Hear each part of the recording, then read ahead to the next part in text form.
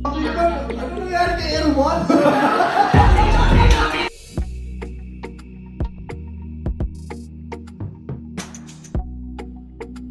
Usap-usapan ngayon ang latest interview ni Chinita Princess Kim Chiu kay Sir MJ Felipe. Sa naturang quick interview ni Kim ay natanong ito kung paano nila pinaghandaan ni Paolo Abilino ang trending bed scene nila sa What's Wrong with Secretary Kim.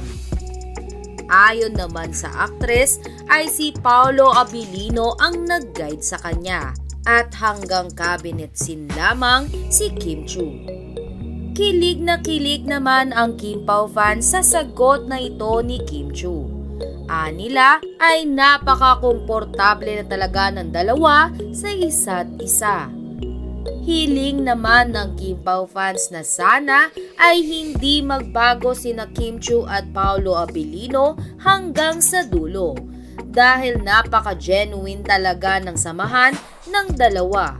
Samantala, spotted naman si Kim Chiu sa gym matapos ang kanyang trabaho sa It's Showtime. Ngunit ang mas umagaw nga sa pansin ng mga Kim Pao fans ay ang lalaki na tila ba nakahiga sa may bandang likod ni Kim Chiu na nagbubuhat. Anila ay si Paolo Abilino umano ito. Dahil sa kutis pa lamang at hulma ng katawan ay hindi sila magkakamali.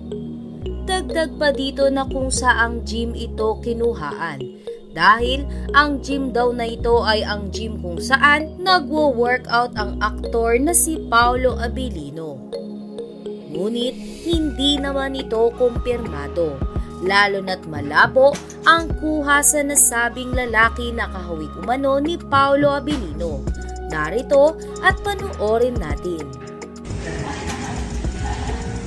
We're having a meeting next time. Pan! Tuesday.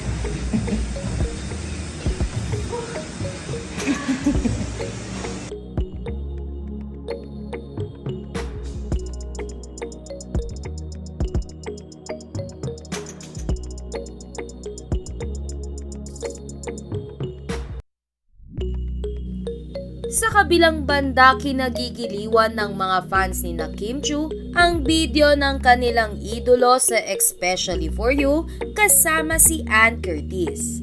Narito at panoorin natin.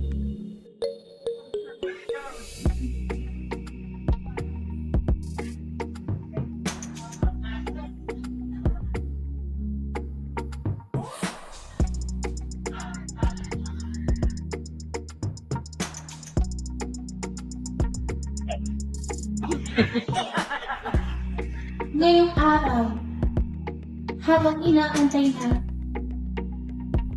ang mga kumain ng mga Salisbury steak. Ano nangyari kay Erwan?